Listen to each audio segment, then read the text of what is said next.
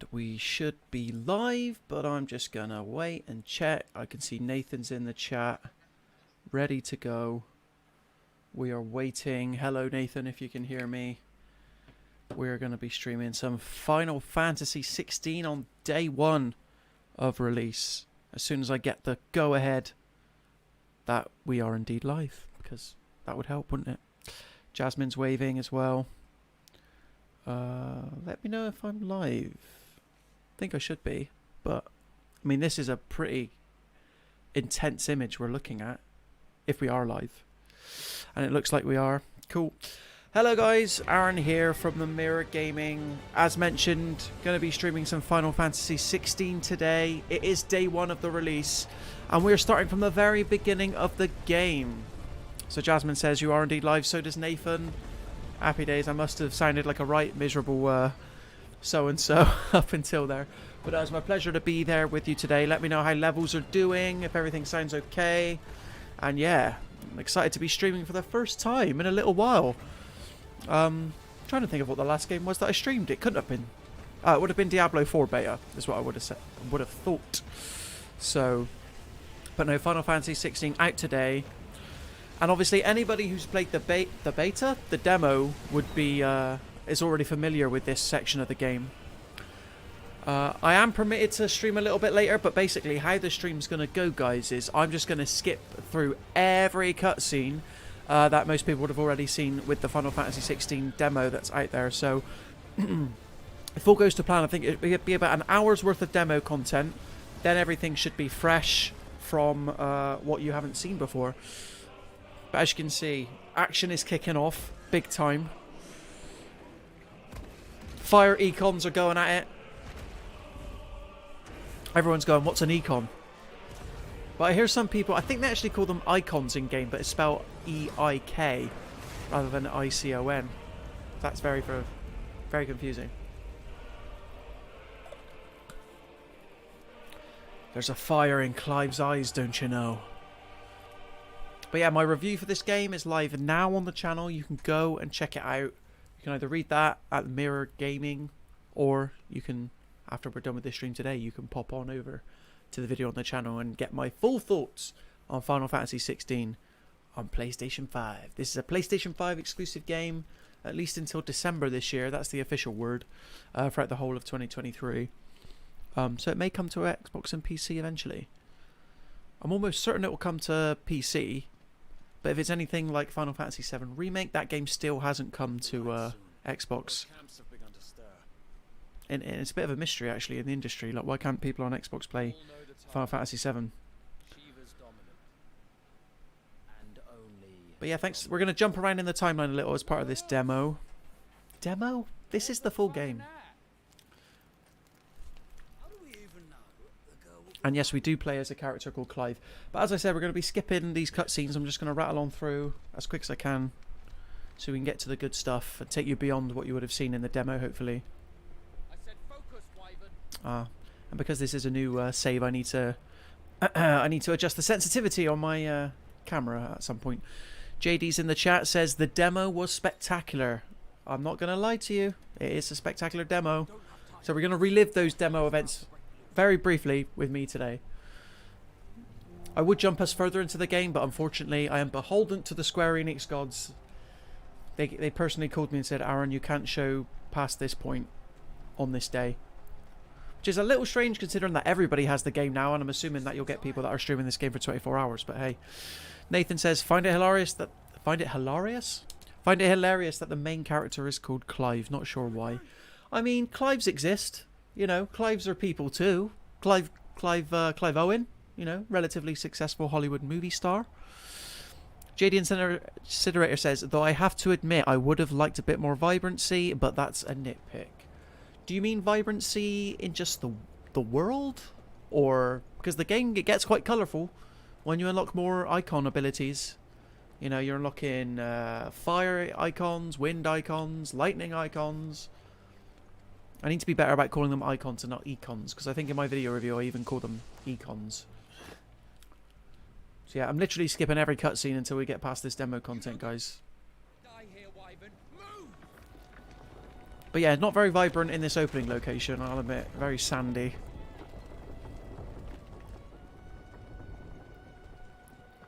And JD, you would have seen that yesterday. Somebody was trying to call me out on Twitter for saying that this... for not saying that this isn't an RPG any longer. But what game these days isn't released with RPG elements? Do you know what I'm saying? Like, every game, every AAA game lets you upgrade your character in some fashion, get stronger over time. While I do think it is a shame that Final Fantasy isn't turn-based any longer, I mean, it kind of makes sense. Because I feel like there aren't enough turn-based games in the world. Like, indie games have really filled that hole, I guess, gap in the market. It's a better way to put it. So yeah, apologies to anyone who hasn't played the demo, who's watching, but you can go and play this for yourself right now if you do have a PS5. Get up, Clive! And people, if you've ever played the Plague Tale games, try telling me that the guy who plays Joshua, or the young lad I should say, is not the same person who plays the little boy in the Plague Tale games. Because they sound very similar. JD says, I agree, it's just one of the tropes of mainstream games. Yep. But then any way for you to have impact on the game itself, I think is a welcome addition. RPG mechanics. Like, would God of War 2018 be as good a game without the ability to, like, equip Kratos with different shields, different axes, all that jazz? I'm not so sure. Yeah. So I am playing this in frame rate mode at the moment, or performance mode. I've not actually tried playing it in resolution mode, but I'm sure it looks so beautiful anyway. Because for those who don't know, Final Fantasy 16, unlike Final Fantasy 15 before it, it's not an open world game. It's got like open world hub-like sections, but I think they made the right choice. So Jasmine says, didn't play the demo, think she's missing out. Well, you do have a PS5 in your building. I know that for a fact, Jasmine, so you can always fire up that demo. And the best thing is, you can, well, before we go any further, everybody take a look at this cute puppy. Look at that. That is Torgal. He'll be joining us on our adventure a little later on, and so will Jill, actually. They both will. Looks like they're getting ready for supper. Oh, what was I saying? Can't really remember. JD says, the guy seemed quite trolley, sticking another review into a tweet and saying it's a real review. Yeah, I mean, what is a real review? Do you know what I mean? And I think, like you said, it was blatantly obvious that he didn't even read my review because he was critiquing me for things that I didn't even bring up. But anyway. Nathan says, not buying it. I don't know why, mate. This is another Game of the Year contender. You should buy it. But I was talking to this about with some journo friends of mine yesterday. Like, until Starfield, there's not... Thankfully, we get a bit of a lull in terms of the AAA game stuff. Thank heavens. So, you know, we've just come off Diablo 4. I reviewed that. Before that, we had Zelda. I reviewed that. Before that, we had Star Wars Jedi Survivor. I reviewed that. They're working me hard at Mirror Gaming, I'll tell you now. They're working me hard. But, you know, there are worse ways to earn a living, I guess. Let me know if the screen's a little bit dark and I need to turn up the brightness a bit, guys. Very dark on my monitor. Jasmine says, gotta get on that before my PS5 is taken away. Absolutely. Absolutely you do. What other games do you need to play before your PS5 gets taken away? Have you played Ratchet & Clank Rift Apart yet? Although that game is coming to PC soon, and I'm excited to see how that runs on Steam Deck. Hopefully we'll get a code in for that. PlayStation, I've been a good boy this year. I promise. Will Johnson says, only just finding out about Final Fantasy and saw that in the last one he drives a car? I guess I don't understand. Yeah, that's the thing. So basically every Final Fantasy is its own story. Completely new world and characters every time, which is kind of cool because it means that, you know, you don't have to play 15 games before jumping into this one. So we're getting into the first proper combat section now. And we've probably just skipped across 20 minutes already. Like, that was a chapter. A lot of cutscenes in Final Fantasy games. But yeah, the first one was kind of set between this mix of fantasy and modern day. And it was open world, but you couldn't, like, just drive anywhere you wanted. You couldn't, like, go up the fields and stuff. You just had to stick to the road. To the point that you get in the car, it stay on the road, and you just be holding down R2 to drive. I'm like, well then what's the point of making it open world? And that's why in my review I kind of cast a little bit of shade towards Final Fantasy 15 because that wasn't how to do an open world game. Like, Square Enix didn't quite get it. Yeah, it wasn't no Dragon Age, I'll put it that way. JD says, I can't believe Nintendo shadow dropped Pikmin 1 and 2. I know. You can play them right now. But I'm very much looking forward to Pikmin 4. Looking forward to that. It's around the corner. Jasmine says it's a little bit dark, so I'm just going to go into the settings menu. And but obviously the menu, this being a Square Enix game, it likes giving me a prompt for every new menu screen I hit. Let me up the brightness a tad then. But thank you guys for keeping me honest. There we go, let's just max it out. Chilling out, maxing, relaxing out, cool. So yeah, we're into combat now. Young Clive. And basically you've got two major modes of fighting. Currently anyway, you've got the slashing. And then you've got the magic ranged attack. We're powered up with the fire econ at the moment. So we've got one econ ability. Rising Flames. Look at that, they didn't stand a chance. But we're going to come across a boss in a minute, a big troll boss. Look at Clive, look at that haircut. He's doing it for all the, not Rage Against the Machine. Oh, what's that emo band? My Chemical Romance band, fans out there. Jasmine says, I haven't played anything on it aside review games. Well, welcome to the life of a games journalist. Jasmine says, except Spider-Man. Yeah, Spider-Man, PS4/PS5, whatever we get to call that game now. What a game that is. But just in case it wasn't clear, I'm here with you until 5 o'clock-ish today. Or more specifically, more like 4:59, because I do have a prior engagement at 5 o'clock. But no, it's all good fun. So you can get closer to enemies, part of the fire. Phoenix Econ is you've got like a Phoenix shift, but it's basically a dash. And when you come out of that dash, you can like pull off a move. And it does extra damage. This takes place in the world of Valisthea. Valisthea, which is war-torn.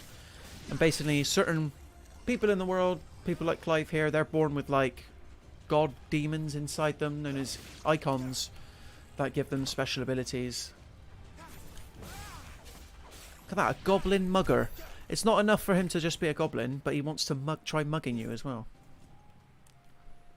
That's just not cricket. Is this the right way to go? No. So you can assign, you see in the bottom left there, you can assign different abilities and powers. Where are we going, guys? Where are we going? There we go. So like I said, most of the game is like this, where you're just going through like awesomely detailed environments. Yeah. Adam Bean's in the chat. That emo band, My Chemical Romance, that is like the ultimate emo band, right? Is it Gerard Way, not Jared Leto? Jared Leto is 30 Seconds to Mars. JD says, when I was a kid, I really didn't like My Chemical Romance, but then I was listening to whatever that word is, and yeah. Well, like the music you like. Do you know what I mean? I wasn't always the biggest MCR fan. But then they made a comeback, like, was it this year? And I was listening to some of their live stuff. It's pretty good. Pretty good. New enemies approaching. Everybody knows that the best band ever is, well, I don't know. Let me retract that. Aaron's in the chat. That's not My Chemical Romance, last I heard, Aaron. Where are you? Anyway, that's about as much as Blink-182 as I can sing. Otherwise, the YouTube copyright strike lawyer suits will come after me. That was my Tom DeLonge impression there. Also, how great is it to have Tom DeLonge back in Blink-182? Can we just appreciate that? Because Matt Skiba, I think that was his name. Like, he did a pretty decent job. I mean, crazy shoes to fill. There's only one Tom DeLonge. Jasmine says, loved My Chemical Romance as an angsty teen. Exactly. Exactly. But I also think, like, being one of these bands that was, like, big ages ago, it must be quite weird either still touring or making a comeback today, because your fans have grown up now, right? And they're not, like, angsty teens anymore. They're angsty adults that are just trying to pay their bills, and they've got so much more to be angry about. But I like how we got onto angsty band chat just because I showed off teenage Clive's hairstyle. I think the thing is with Clive is that what baby in their right mind comes out of the womb looking like a Clive? Do you know what I mean? Adam L's in the chat. Linkin Park is the best band of any first 18 years of life. Yeah. Yeah, Linkin Park are good. And obviously it's sad that Mr. Chester Bennington is no longer with us. Because I feel like he's got a really unique voice. Chester. Like, there was only one Chester. Although, having said that, the guy whose name I'm blanking on, the other singer, the guy who's like, one thing, I don't know what, he's got a pretty good voice as well. And everyone gave crap on Linkin Park's last album, One More Light, but I really liked it. One More Light, the title track, awesome stuff. And then you've got Invisible, which is another banger. Wow, the comments are coming in thick and fast today. We're all here for emo band chat. Nathan says, same with Busted. I'm seeing Busted in September, and I cannot wait. That'll be my 5th time seeing them. Bring them on. So we can stagger enemies, by the way. That mechanic comes in from Final Fantasy 13. Jasmine says, still waiting on One Direction to come back. That's never going to happen. As much as Louis Tomlinson needs the work, it's never going to happen because Harry Styles is making too much money. Craig Green's in the chat. Hi, Craig. Afternoon. Almost called you Green then. Started this game this morning. First one I've played for a long time and absolutely loving it. Finally, a Game of Thrones-esque theme. Well, that's it. Like, it's been a while since Final Fantasy's returned back to the medieval aesthetic, and I wrote that in my preview. If you go back a couple of weeks, it really is Game of Thrones in terms of, like, you know, the sexual implications, the amount of swear words, you know, that they say. We'll meet a character called Sid, which is voiced by Chris Finch from The Office, Ralph Ineson, and he's always effing and jeffing. I don't know if the C word gets used, but I won't put it past. JD says, I hung around friends who loved MCR and I just didn't compute. I've always been attracted to lesser known bands, but really love anything that sounds good. That's the thing, like, why, you know, people might not know this, but a bit of self-promotion. I'm in a band myself, and whenever people ask us what sort of, like, genre we are, we always struggle because we write songs and play songs of, like, multiple different styles, so it's good to expand your horizons. And I promise you I'm better at combat in this game. It's just literally I'm multitasking at the moment, and it is 3 o'clock on a Thursday afternoon, or so they tell me. So yeah, you can do a precision dodge and then follow up with a heavy attack, and it'll do extra damage. Parrying there. Adam L says, I think heavy is a banger too. Yes, Adam L. And I'm holding on. Why is everything so heavy? Alright, that's probably about as much as I should sing. Yeah, heavy is a banger, you're right. Scott says, I can see why you think this isn't a DSC game with combos like that, mate. Well, there you go. This is it. I'm not a combo-based action game guy. And whose fault is that? Is it the game's fault for not teaching me enough? I don't know. But like I said, I am multitasking. I'm trying to do so many things at once. Maybe you should be streaming this game, Scott. Show me how it's done. JD says, I do enjoy a lot of big bands, but then there are a bunch of bands nobody knows. It makes me feel like it's a lonely world. Lonely World, that's a good name for a song and or band. I mean, when it comes to bands that are either up and coming or haven't, like, quote unquote broken yet, I feel like the existing fans for those people can be a little bit overprotective because they like to think of it as their thing, and like they don't want to share the love, where I can promise you now bands just want to spread the word far and wide as much as possible. The more people that listen to your music, the better. Nathan says, what's Clive's place in this world and what is the general story, because I'm lost? Well, like I said, I am, for those who are just joining, I'm skipping through every cutscene for as long as we're in the demo portion of the game, just so we can get to the good stuff, because I'm only with you until 5 o'clock. But basically, Clive he's kind of born in this regal family. I don't know if his dad's the king of the entirety of Valisthea. I don't think so. But he's the protector of his younger brother, who is basically the emissary to become king. Alright, boss battle time, people. Adam L votes more singing, and I promise you I would give you more singing, but the copyright YouTube lawyers would come after me and it wouldn't be a fun time. But speaking of music though, the songs in the soundtrack of Final Fantasy, oh my god, is something else. So yeah, here's the ability tree. God, I feel like I haven't stopped chatting. Sorry guys, I know it's a stream. Right, there is an ability that lets you recover. I can't do it while in combat. I should have upgraded Clive's skill tree before jumping into bed with this one. Nathan Bliss says, Secret Smile is a tune. Well, now it's going to be in your head, so the joke's on you. Secret Smile by... I don't know, but it's the Nobody Knows It. Oh, what are they called? I was getting confused with Stereophonics. Secret Smile, what a tune though. Do you see that, Scott? 3 precision dodges in a row and then a takedown. Are you still complaining? JD in Senator says, for example, Trust Company, a great band that never really broke into the mainstream. Well, I know they didn't break into the mainstream because I've never heard of them, JD. Trust Company, I'll have to look them up. But if anybody wants, who does want to know an unsigned band and wants to hear more of my singing, go into Spotify, type in Sonic Sunrise, and you'll have a grand old time. Yeah. So there are QTEs in this game, unfortunately, but you do get some incredibly badass looking animations. I like how Square Enix don't call it QTEs though, they call it cinematic evasions, cinematic strikes. I see what you're doing, Square Enix. There, this is Morbol. He's we're laying into him right now. Kicking his arse, to be honest. In terms of difficulty modes, it's not easy, medium, hard. It's story mode, action mode, and then Final Fantasy mode.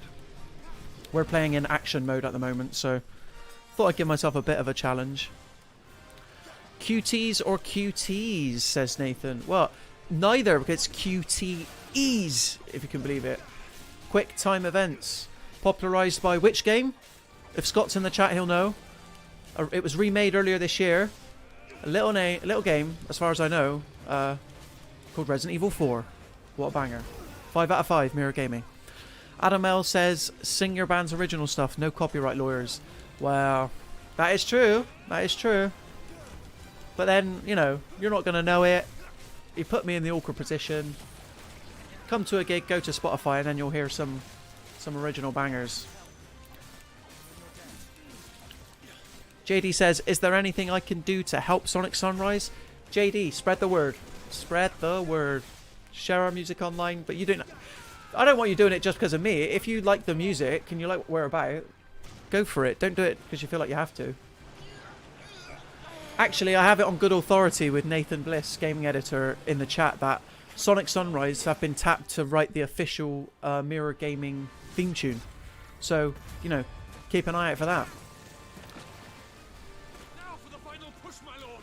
For the final push, my lord. Obviously, being from the West Country myself, West Country accents do feature in Final Fantasy 16, but always for the peasant type characters. So stereotypical. I should have knocked off a star for that. Yoshi P. What gives? Yeah, we should be done with this guy relatively soon.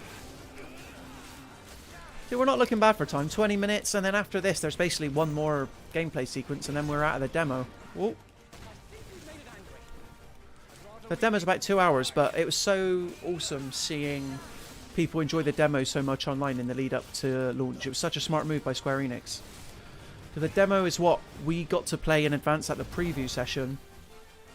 And I came out of that thinking, like, is this another Game of the Year contender that we got here? Lo and behold, it's getting 9s, 5s, 10s all over the shop. Whoa! There we go. Precision dodge, precision counter. So the combat's not like too sophisticated. Scott will hate me saying that, but it's what I mean by that is it's not high attack, low attack, heavy attack, light attack. There's one main attack button, there's a ranged attack, and then it's special moves essentially. And obviously you got dodging on top of that, so you never feel overwhelmed. Aaron is going to write the theme tune, sing the theme tune. I know what that's a reference to, Adam L. Don't worry about that. I'm in the know. Right, this guy should be done. Dunzo.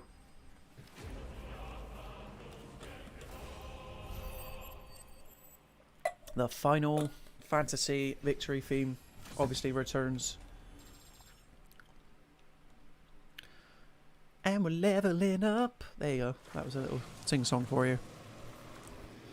So again, apologies to anyone who hasn't played the demo. I'm just going to be skipping through all these cutscenes. We're about to hit a lot of them. But I would advise play the demo yourself, get a feel for the combat, enjoy it. And then if you do like it, you can carry on your progress into the full game, which is pretty neat, pretty cool. But this is all a prologue sequence, essentially, and we're learning about Clive's sort of motivations for later. There's a family tragedy. Tragedy. Oh, that sounded so West Country then. Tragedy that occurs in the opening hours. And that basically has ramifications throughout the whole of the game. Follow me. Okay, here we are. So now we're playing as Joshua, which is Clive's younger brother, heir to the throne. Again, I'm pretty sure he's voiced by the same actor who voices the kid from A Plague Tale. I can't remember his name either. Inside the castle. Amicia! So, Your Highness, we must hurry. I don't know if I should say, I don't want to spoil too much, but you find out at the end, and we saw it actually in the opening sequence, that there's 2 fire icons, and this was not predicted. So there's 2 people capable of wielding a fire beast within them. Joshua is one. Who could the other one be? There you go, JD's keeping me honest with Hugo. Here's A Plague Tale, both games summed up in one sentence. To help them. Hugo, you're not meant to do that. Stay with me. That's the entirety of the game. Fall back, Your Highness. He's not one of us. Well, I do enjoy those games though, but especially if you play on PlayStation 5, A Plague Tale. The haptic feedback when those rats are running, oh, especially if you put the controller on your lap.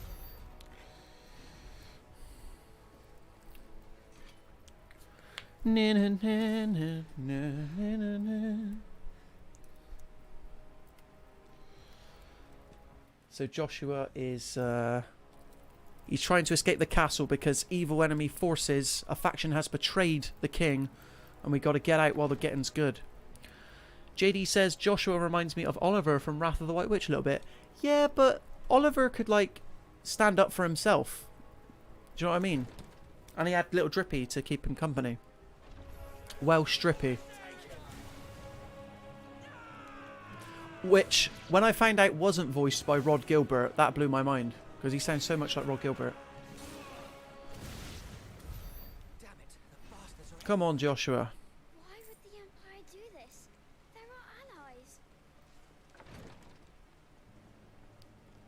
So we're trying to escape the castle now, and then we'll get into the main meat of the game.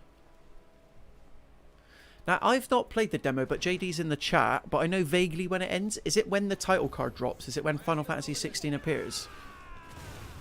Because if not, if it's a little bit after, then I'll know when to skip, essentially. But we're getting there, we're getting there. Like I said, it's not even half past yet, and we've basically done the majority of the prologue, so... And the reason why we didn't stream yesterday, other than me, we're back to playing as Clive now.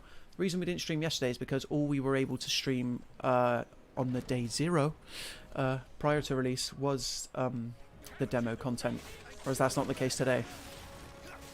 Hallelujah. Whoa! But yeah, thank you to everyone who's watching today, playing some Final Fantasy 16. If you've got any questions or comments about the game, feel free to pop them in the chat and I'll do my best to answer them. But I've reviewed this for the channel, so you could say I know my way around just a little bit. Just a little bit.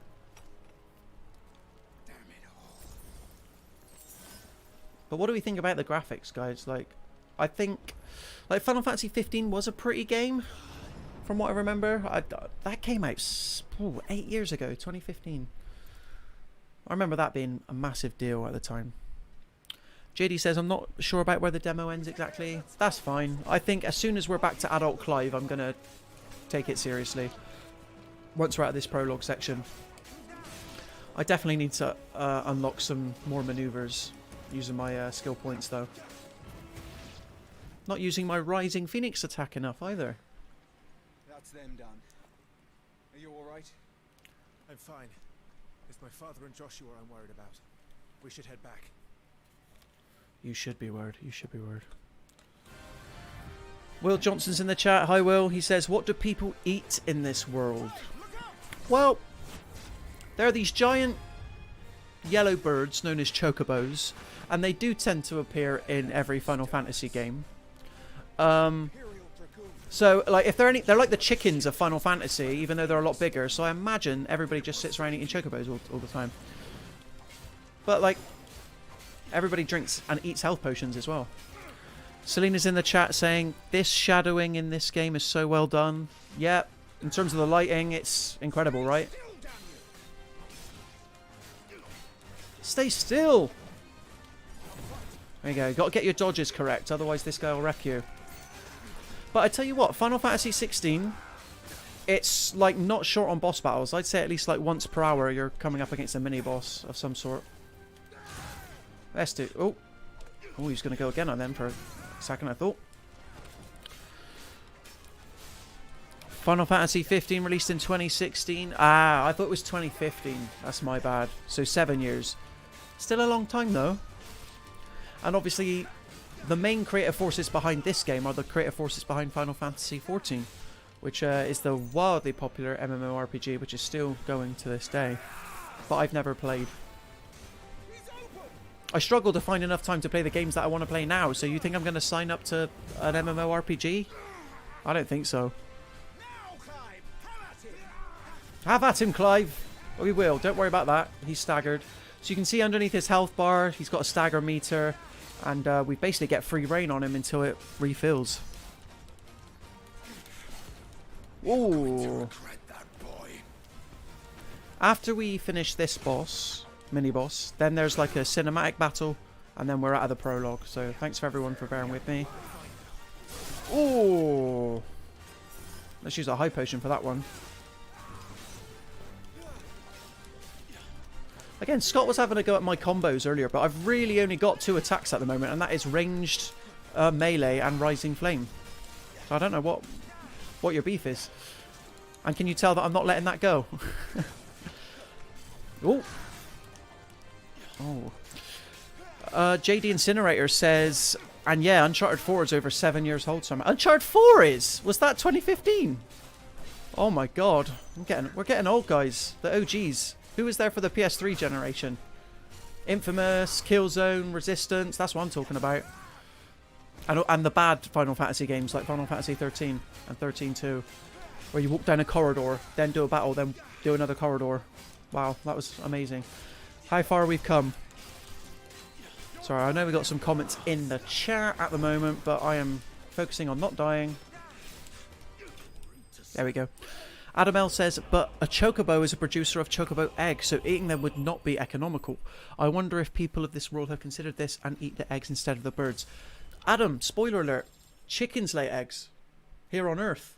And we still eat chickens. It's all about balance, providing you get the farming right. Oh, yes.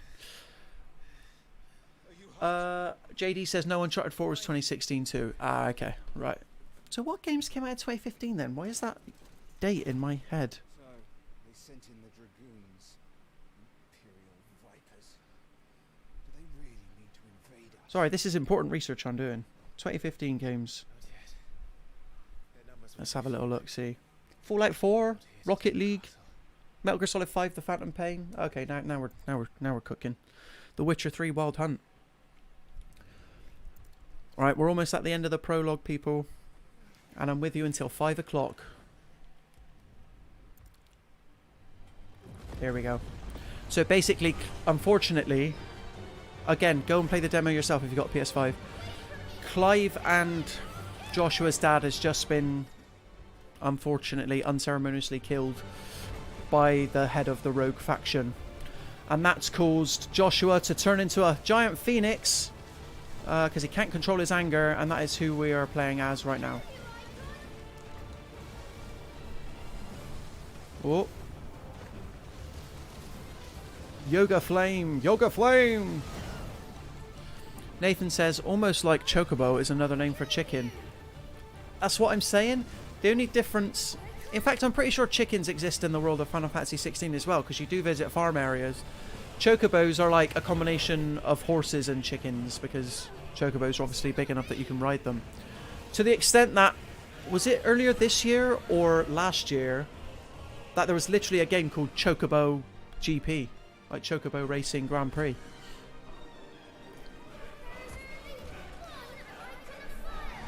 Well, there's not, Joshua. There's 2 because you're fighting the other one, you poor boy. But as you can see, like, the action's incredibly cinematic. I mean, yeah, it is a glorified cutscene, but it feels good to play. And it's exciting to watch.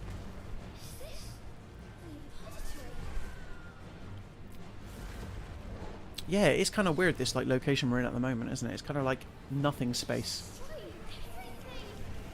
Let's get him, Joshua. Adam L says, I suppose it... Oh, where am I firing? Oh, there he is. Oh! Bear with me, Adam. I'm too busy trying to stay alive at the moment. It's fire versus fire.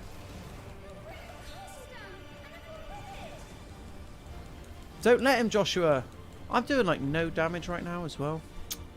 Oh well. Adam L says, I suppose if they had an efficient chocobo factory farming, then the chocobo industry would be booming, but it's keeping a chocobo in a small confined space moral. Well, now you're getting into animal welfare and ethics and everything. Like, you know, let's keep the discussion light, Adam L, but yeah, these are important issues that need to be discussed. Just maybe not on a Final Fantasy 16 stream, I would argue.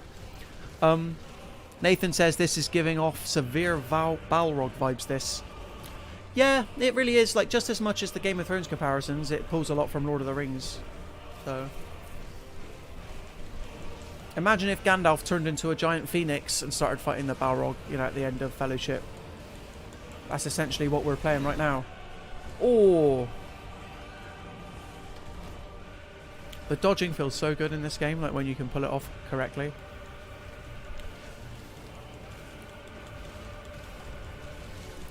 But yeah, if you wanted your game to open with a bang, I don't think you could have asked for much more with Final Fantasy 16.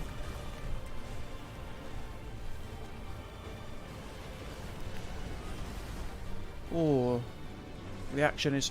only with the power of PlayStation 5 can we have depicted this amazing boss fight.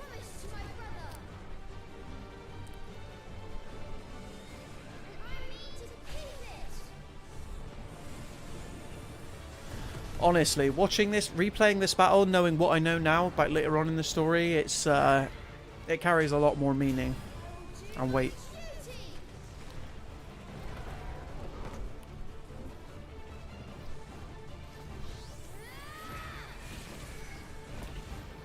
JD says, to be honest, I think You Bow to No One scene is an all-timer. Oh.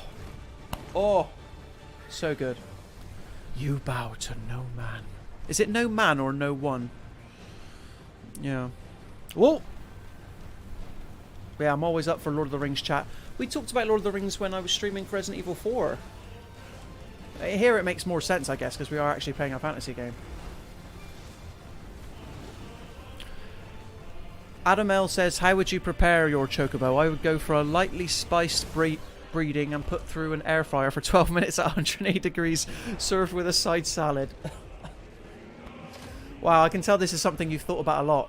I really think Square Enix should consider making like a Final Fantasy based crossover cooking game, because clearly the people want it. Oh, the big fireball's coming for me, and I think we're through. We're through. Edge of Awesome Light is in the chat. Thanks for tuning in, Edge of Awesome Light. Hello, very nice game you're playing. Yep, Final Fantasy 16. Just released today, exclusively on PlayStation 5. Am I shouting? Because I feel like the music in my earphones is like, epic. So I feel like I'm having to shout over it. But yeah, it's quite an interesting game. And it gets even more interesting as events go on.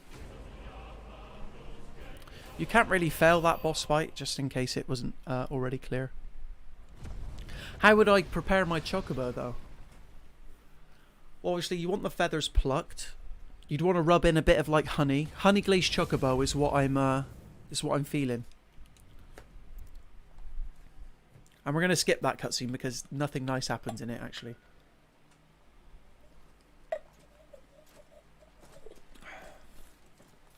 Right, we are out of the prologue, I believe. Adam says audio perfect. Thank you very much. And yeah, Edge of Awesome Light. It's only for PlayStation 5 for the time being. And this is really like... obviously, this isn't a first-party game. It's made by Square Enix, but this and Spider-Man are really the only PlayStation 5 exclusives this year coming out.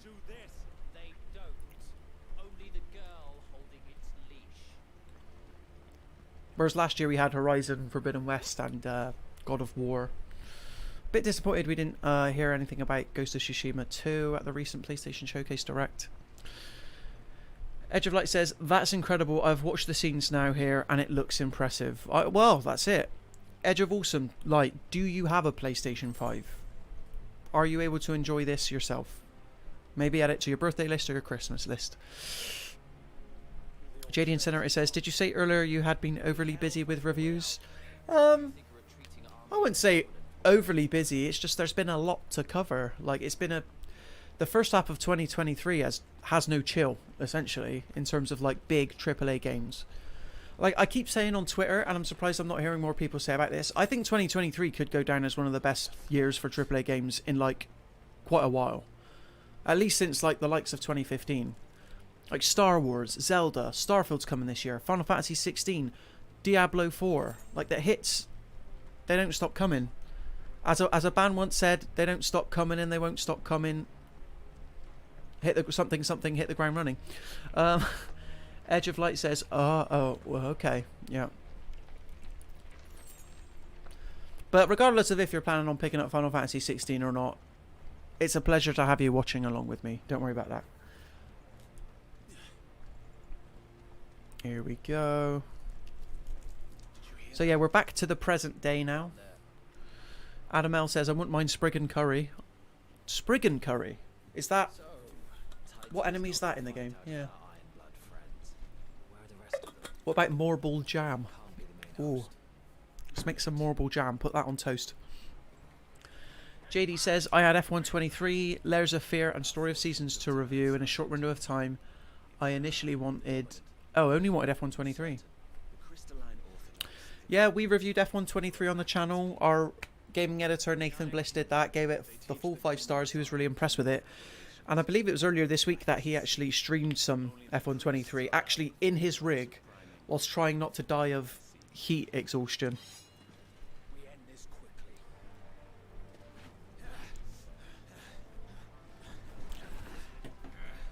Edge of Light says, I used to have the original console a long time ago, but would have loved it on the PlayStation, this new game. Yeah. Can't say I disagree. I had the original PlayStation 1 as well. What a console that was. Crash Bash, Spyro the Dragon. And yes, I did say Crash Bash because it is the best Crash Bandicoot game. What's this Crash Team Rumble stuff we've got going on from Activision? Activision, you should be remaking Crash Bash next. Give the people what they want. And then maybe Crash Tag Team Racing, because on the PSP that was a banger as well. So yeah, this is Jill. This is the girl we saw holding the little wolf pal Torgal at the beginning of the game. And basically, since the events of the prologue, Clive has been cast out since Joshua apparently died. Tell you what, there's this new feature on YouTube chat which puts an emoji in the bottom right corner and it makes it really difficult for me to read some comments. Okay. So I'm in combat again. I probably should have upgraded my skills. I'll do that as soon as I get out of this encounter. But as you can see now, we've leveled up enough where I've got 2 fire icon abilities. Scarlet Cyclone, let's see how that works out. There we go. So it's a good AoE attack, that. If you ever get overwhelmed, you're sorted.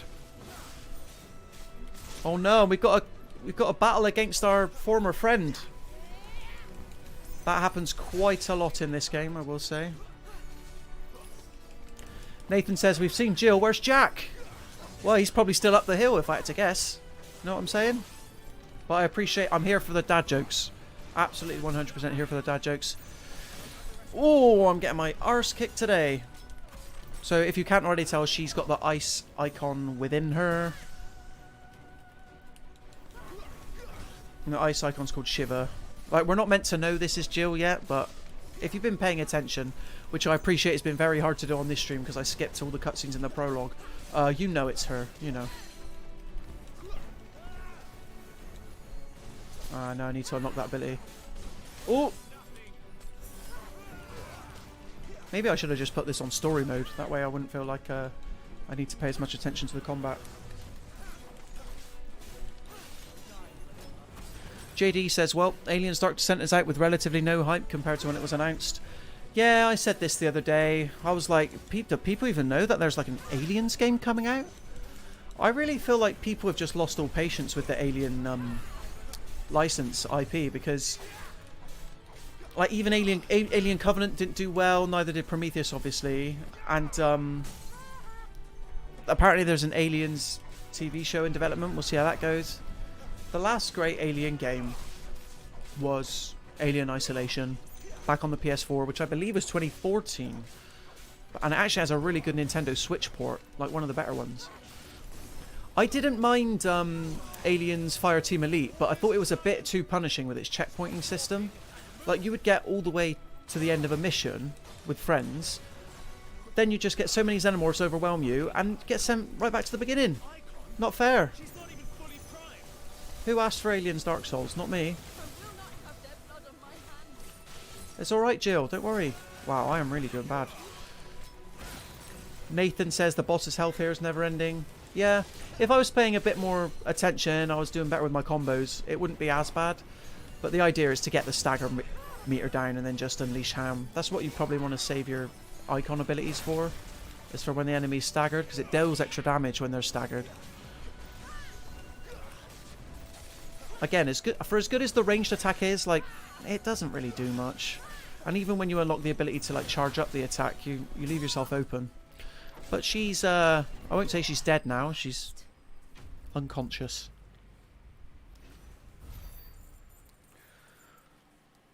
But yeah, we're not doing too badly, I don't think. Thanks again to everyone for tuning in. Any questions about Final Fantasy? Any questions about Final Fantasy 16? Just give me a shout and I'll do my best to answer them. But YouTube tells me we've got 12 people watching at the moment. And thanks for joining me. Yeah. 12 is pretty good around these parts, so. Is she dead? I don't think so. Craig Green's here. Selena's here. JD's here. Edge of Awesome, are you still here? Yeah, he is. He just said good stream, Aaron. Or I should say they are, because I don't know if you are in fact a male. JD says, I wonder what's at EGX this year. When is EGX this year? I'll admit, I'm not... There you go, Clive's just finally discovering that the person he's just killed is Jill. Because EGX, that usually comes towards the end of the year, right? And before that we've got Insomnia and Gamescom at the end of August. Because I feel like we just had Summer Games Fest. Like, Nintendo had their big Summer Direct yesterday, and we know Nintendo's going to be at Gamescom as well. But now it makes sense why they're at Gamescom, because they just announced a boat ton of new first-party games that are coming this year. Super Mario Brothers Wonder, that looks good. So yeah, JD says EGX in October. So EGX is kind of like the last big games event of the year. And it's handy for us here in the UK, because it means we don't have to travel far. Edge of Light says, you did an amazing job. Well, thank you very much. At that boss battle?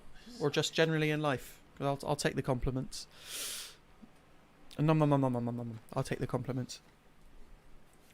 But yeah, we're here until about 5 o'clock. Been streaming for about 48 minutes. My laptop is currently on fire. But we're here for about another hour, 10 minutes. So... sorry guys. Thanks for bearing with me. Basically, at this point in the story, Clive is like a mercenary cast out from obviously a family because he wasn't able to save his brother. And he's basically working as a mercenary. We were sent to try and kill Shiva, who is the ice icon. But now that we know that that dominant is within Jill, Clive is going against the people that hired him. And we're going to see if we can get Jill out alive. Ooh! JD says a week before Spider-Man is when Spider-Man 2's out. Oh, that makes so much sense, because I've got a picture of me with a Spider-Man statue at EGX before the original game was coming out, and that would explain why PlayStation and Nintendo both have big presences at the end of game events at the end of this year. I would ask if Xbox has any games planned after Starfield in September, but it seems like Starfield is like the biggest game of all time. But hey, that's what we thought about Cyberpunk 2077 going in, right? And look how that turned out. So let's not get ahead of ourselves. Edge of Awesome Light says, a lot of nice games is great surprises. So, yeah, I prefer it when games are kept as a surprise. That's why leaks are so annoying. You know, it's always good to be surprised. There were so many surprises in that Nintendo Direct yesterday. Our very own freelance news writer Scott McRae, I know he was squirming in his seat when he saw that the Metal Gear Solid Collection was coming to Switch. Me personally, finally having the Batman games on Switch, like, I know it's not the most exciting because those games are old now and you can play those games on everything. But I can't wait to play through the Batman games again portably on my Switch. Nathan Bliss says, are you over the jet lag yet? Dude, I don't even know, man. I don't even know. I used to be, and this might freak some people out a bit, I used to get up at 6 AM on the dot every time. And then what I would do is I'd have my coffee, rest for a bit, then go to the gym, and then start work ready for 9 o'clock. But lately I've been waking up at like 7:30, 8 o'clock, and it's been a real struggle. So that tells me that the jet lag probably isn't over yet. But yeah.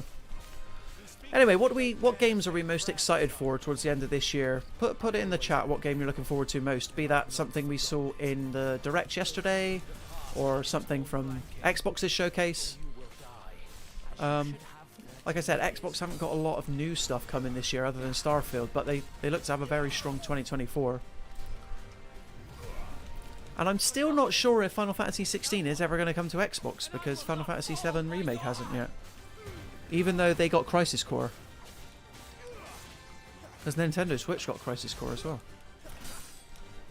So yeah, the enemies can be a bit spongy in like early on in the game because obviously you're still low level. Whoa! Oh, look at that for a dodge. 2 dodges. Bang. Here we go. Nathan Bliss says Starfield and EA Sports FC. I keep forgetting that FIFA is no more and that EA Sports FC is soon going to arrive to replace it. That seems wild. Like, you can no longer say, do you want to come around mine and play FIFA? Or maybe you will one day, but it won't be in reference to the same game. So, 13 people joining us on stream at the moment. Thank you very much for checking out this day 1 playthrough of Final Fantasy 16. JD says, I'm waiting for Pokemon Stadium 2 on Switch. Well, JD, I think you'll be waiting for a long, long time.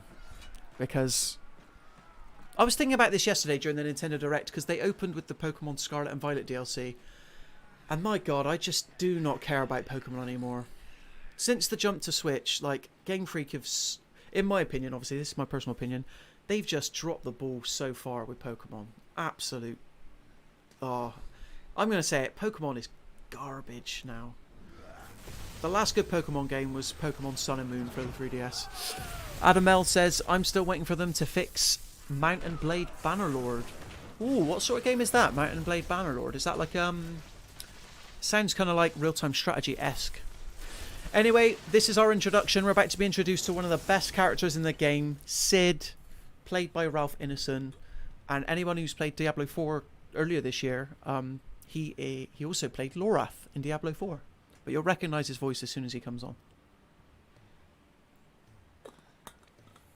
And he actually saved me from going too far with Pokemon, perhaps, so thank you, Cid. And there's Torgal all grown up as well. They don't stay small for long. Jason's in the chat, says, hello, Aaron. See, I started off saying hey, and then I turned it into a hello. Jason says, hello, Aaron, how's it going? Just dropped by to say hi. Jason, it's been a while, but thanks again for dropping by to say hi. It's going really well. It's going really well. Just capping off this Thursday afternoon with a bit of Final Fantasy 16. The latest hot release from Square Enix and PlayStation. Nathan says, just get Pokemon Blue, give it better graphics, and Bob's your uncle. They did that, and I've got Pokemon Leaf Green on my shelf there, and I got about 10 minutes into it on my Analog Pocket, but I need to play it some more. But I agree. I think the best Pokemon game ever is Pokemon Crystal. JD says, I haven't been into Pokemon proper since I was like 9. I only really know the 2 gens of Pokemon. I jumped off at the same time too. Like, when you got to Alpha, well, not even Alpha, when you got to Sapphire and Ruby, it was kind of, wasn't the same, you know? So yeah, I dropped off with the jump to Game Boy Advance, which is weird because I love my Game Boy Advance SP.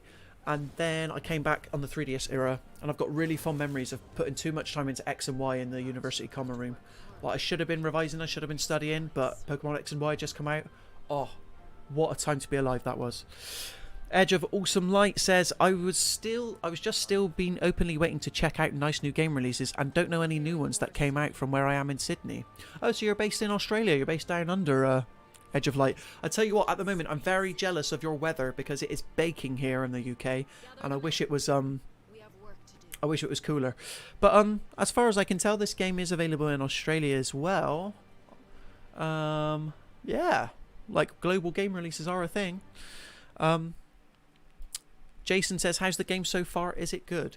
So the game is very good. I reviewed this game for the channel, so I'm much farther than this. We're just basically out of the prologue. But yeah, this is a really good return to form for Final Fantasy, I would say. Better than 13, better than 15. Much more of a character action game, as people like to continue telling me, as opposed to a traditional JRPG. But you're still upgrading your character. The combat is nice and tight, and the story is engaging. There, I said it. Edge Awesome says Australia. Yep, Australia, beautiful part of the world that I hope I get to visit one day. But that is like the furthest from the UK as you can get, is Australia. Oh, listen to those deep gravelly tones. We love you, Ralph Ineson. And this is a true fact. The guy who's voicing Sid right now, Ralph Ineson, Finchy, totally saw him at the airport a couple of weeks ago as we were coming back to LA. I didn't say hello, of course, because he looked like he was in a bit of a rush. Edge of Awesome Light says, oh, that's terrible, Aaron. I wish you had my weather, definitely. Well, this is the thing, because I feel like there's this stereotype that Australians love the sunny weather. Like, Edge of Awesome Light, what do you prefer? Do you prefer it to be really sunny or really cold, or like a mild chill in between? Let me know, because I'm a mild chill in between kind of person. I'm a bit boring in that way. Jason says, are we on PlayStation or PC? This game is currently PlayStation 5 only. It might come to PC at a later date, but the only way to play it right now is PlayStation 5. Playing in frame rate mode. We could play in flame rate mode as well. But no. PlayStation 5 is what we're playing on today. JD says, I'd really like to try a Wendy's in the UK. Yeah, I tried a Wendy's burger in the US and it was fine. In-N-Out burger was a lot better. But whereabouts is there a Wendy's in the UK? I know in Southampton they've got a Taco Bell, because I went there once. And I wasn't really impressed with that, to be honest. Now, best fast food, because yeah, I am opening that tin of worms. I think it's been agreed in the Mirror Gaming team that Burger King is the best fast food establishment in the UK anyway. Edge of Awesome Light says, it's currently cold here and would wish for the warm weather. Well, there you go. We should trade. Take our sun. Take it, because I've had enough of it. But you'll get there in the end. Adam says, oh, I never knew this about Adam L. I'm half Aussie and I hate the sun, but that might be my English side speaking. So there's like an inner conflict between you. The English side and the Australian side constantly battling over climate preferences. Jasmine says, hey, was AFK for a bit, but back to bug you again. Well, it's good to have you back, Jasmine. Just in time for the dog, I notice. Little Puppers has all grown up. Torgal is now like a giant wolf, and he'll be joining us in battle soon. So yeah, this is like the world of Valisthea. Like I said, it's not a true open world, but we're about to visit Sid's Hideaway now, which is like the hub of Final Fantasy 16. Jasmine says, oh my god, I didn't get an In-N-Out review. Well, do I do that live now on the channel? I don't know. Do you know what? I'm going to save the In-N-Out review for next week's edition of the Mirror Gaming Walkthrough, which is our podcast every Wednesday at 4 PM, because then I can bring up the images of the In-N-Out burger and really illustrate what's going on. Jason says, game has a lot of cutscenes. It's true. Very cutscene heavy. Not as bad as Metal Gear Solid, but the story's good, so I don't tend to mind the cutscenes. Plus, speaking from a personal point of view, as a streamer, cutscenes help me a lot because it means I can answer your questions. Adam L says, Mirror Gaming win. Burger King is the top dog. It's true.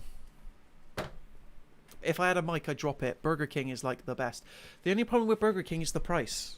I don't get it. Like, McDonald's is cheap. And I feel like you get what you pay for. Like, the burgers and fries in Burger King are so much more flavoursome. The question is, how would the Chocobo burger taste? Ho ho ho. Maybe we'll find out one day. I'm surprised Square Enix hasn't done that as some sort of like big PR stunt. Like, here's a Chocobo burger. Maybe it doesn't send the right message. I don't know. Edge of Awesome Light says, but it's okay in Australia. Still good weather. No matter how awful the cold is, it still is lovely down here. And I always was a fan of the UK because I watched a lot of Harry Potter. Harry Potter has caught the snitch. There you go. Ugh. That's my one Harry Potter quote. No, I do like Harry Potter. Obviously, my surname, I don't really have a choice. I will say the version of the UK present in Harry Potter, it's, you know, it's kind of like an idealised version of the UK, London-based mainly. But yeah, I'd take the cold Edge of Awesome Light. I really would. I'd take that over the heat. I'd rather pass away from the cold than I would the heat. Adam L says Chocobo Whopper. Oh yeah, now you're talking. If they ever do release a Chocobo Whopper, I'll do a taste test live here on the channel. How about that? Maybe we should... Surely there's like a Final Fantasy cookbook. Like, whenever I've been browsing the shelves of Final Fantasy, there's been like cookbooks for all sorts of games. So yeah. JD Incinerator, Wendy's is at Reading, Oxford, Maidstone, Sutton, Croydon, Kingston, Brighton, and a few other places. Oh, so they're around then. So there's a chance I might be in Brighton soon, and if I am, I'll try the Wendy's there. But thanks for that, JD. What other American brands are there in the UK? Isn't there like a Denny's in Cardiff? You can definitely get Denny's in the UK. Aaron says, Jasmine says, Aaron, have you had a Red Bull or something? I'm just, you know, I'm excited to be here with the people. I'm keeping up the energy because it's 4:01. Believe me, I'm dying inside. Do I need another coffee? Probably. But all I've got with me is my EA licensed water bottle at the moment. I just like speaking to the chat and, you know, playing cool, awesome games. You guys give me life. But I'm here with you for precisely another 59 minutes. So any questions about Final Fantasy 16? I am going to skip this cutscene because the hideaway, there's not too much going on. Again, it's just where you go to upgrade your weapons. And that may or may not be it, really. Take on some side missions. But before that, is it worth me upgrading some abilities? I guess so. Yeah, let's do that. Again, these are so small that I might as well... Yes, that's a good one worth having. Yeah, we'll do that. An icon of fire. Summon a projectile. Yeah. I do like the hideaway theme though, with the almost like Spanish guitar. Yeah, it's good times. So right now we are in the Great Hall of Sid's hideaway, which we'll return to again and again in between chapters. Da-da-da. Good, was it? Perhaps you can help. Sid asked me to make ready for our mission. How does one go about that here? Oh, and fun fact about the guy, the gentleman who plays Clive, the main character, he's actually from the same city I am, Bristol. Although his Blacksmith. accent isn't as thick as you can probably guess. Can I skip this? Yes, I can. Man, has anybody else got Chocobo burgers on the brain now? Because I definitely have. Are you Blackthorn? So this is just the part of the game where we're being taught about how to upgrade weapons. You know, got your blacksmith, got your shop here.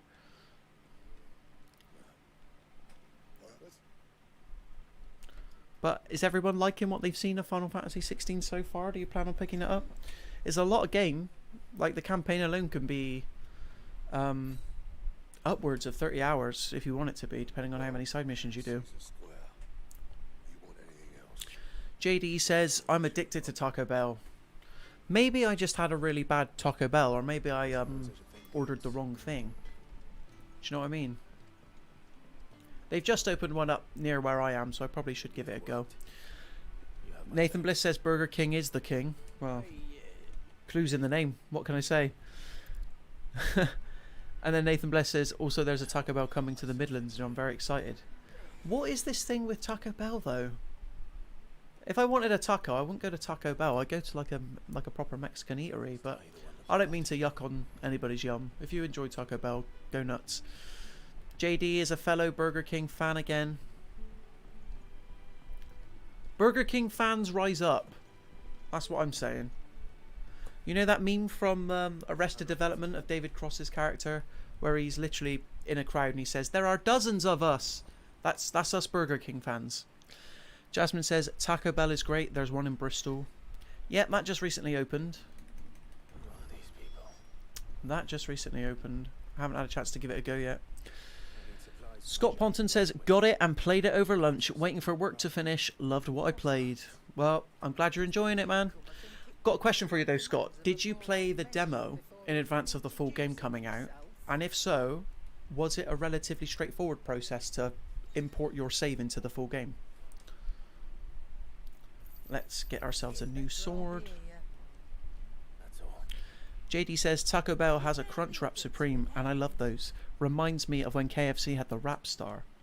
Well, now you've done it, JD, because there's a whole debate going on within the Mirror Gaming channels at the moment relating to KFC, and that is skin on fries, yay or nay. I'm personally a yay guy.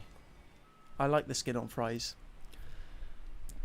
Nathan says, Jason Schreier has just tweeted this about Final Fantasy 16. All the interesting themes and politics established for the first half of the game just disappear. It makes no sense, and then it becomes a game about magical nonsense.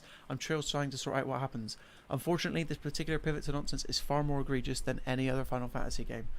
Well, you know, Jason Schreier, you know, he is a veteran of the craft. He knows his stuff, but it's all subjective opinion, isn't it? Like, if you're a bigger fan of the sort of... Again, it can only stay gritty and grounded for so long, if you ask me. So I didn't mind that it got a bit fantastical in the second half. That was the training section that you can access anytime. Scott says, yes to the demo and very easy to import. Well, that's good to know. So you, excuse me, you might be ahead of where I am now at the moment then, if you did put some time in with the demo. Edge of Awesome Light says, there's some UK shows we get on our channel called 7-2 here, and they show Antiques Roadshow, Bargain Hunt, Doc Martin and Pie in the Sky. So I know all of those except from Pie in the Sky, but I do love myself a bit of Bargain Hunt, I can't lie. God, the comments are coming in thick and fast. Nathan says yay to skin on fries. Jasmine says skin on fries, definitely a yay.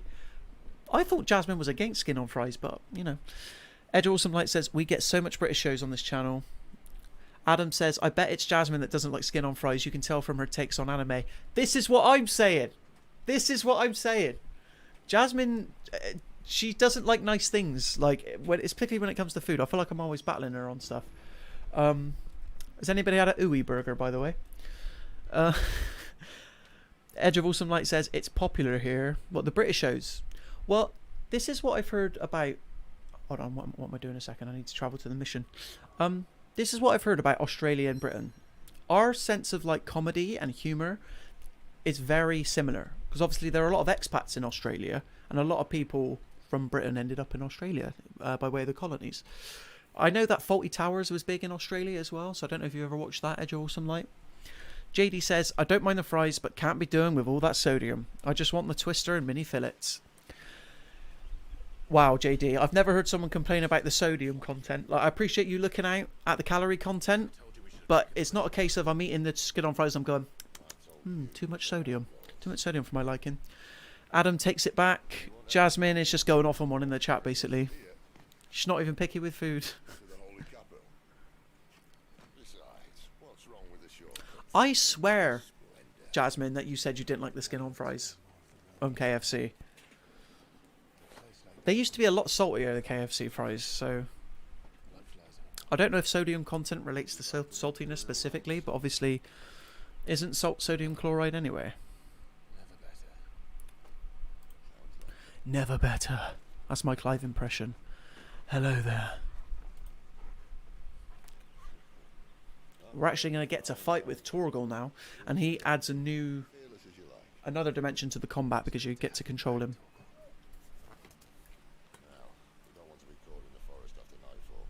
I suppose not. Although I feel like going from a little pup to like a full-scale dog, you'd be like, I didn't sign up for this. What am I meant to do with this massive beast? Edge of Awesome Light says, oh yeah, Aaron, Faulty Towers, I remembered that comedy show. Well, here's the thing. I'm not really a big Faulty Towers guy, but I know, like, I like John Cleese. It was a bit before my time, to be honest, but I know it's popular in Australia. Jasmine says, I don't like KFC fries because they're soggy all the time, not because they're skin on. Okay. Well, thanks for clarifying in that case. Adam L says, there's lots of pro-Commonwealth Aussies, so they can relate to the UK a lot. Yeah. And obviously, well, it's not just a British thing, but Australia, you're in the Eurovision Song Contest, even though you're not in Europe. That's how much you love a good time, and you love a good sing-song. When KFC fries aren't soggy, they're amazing, says Jasmine. I feel like that's just most fries in general. Do you know what I mean? There's only one time that I can put up with soggy fries, and that is when they're covered in gravy or curry sauce. Edge of Awesome Light says John Cleese starred in it. Yep, he certainly did. JD Incinerator says, I don't like Five Guys fries because it's salt overload. Another thing with Five Guys fries is that they're fries overload, because you ask for a small bunch of fries and they fill up half a bag. Like, it's a reoccurring joke amongst me and my friends that Five Guys, one meal is enough for Five Guys. So, that's all I'll say. Jasmine says, I love Five Guys fries, but then again, I love salt.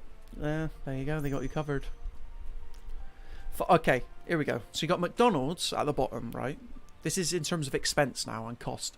Then you've got Burger King, and then you've got Five Guys. I don't know what they're doing up in Five Guys. I feel like just because they're overly American, they feel like they can get away with charging you, like, I don't know. I feel like I need to remortgage my apartment every time I go and eat at Five Guys. Jasmine hates curry sauce. Well, we finally found something that Jasmine hates, but I thought you weren't picky. Jasmine. Will says, finally some nice flora. Exactly. We're out of the dusty sand dunes. We're into a bit of nature now. Expanding on the world of Alisthea a little bit. Anyway, we've had emo band chat. We've had Australian expat Commonwealth chat. We've had, inevitably, it always ends up back in fast food chat. You never hear someone say, I went to this Michelin star restaurant, Mirror Gaming, and had a wonderful time.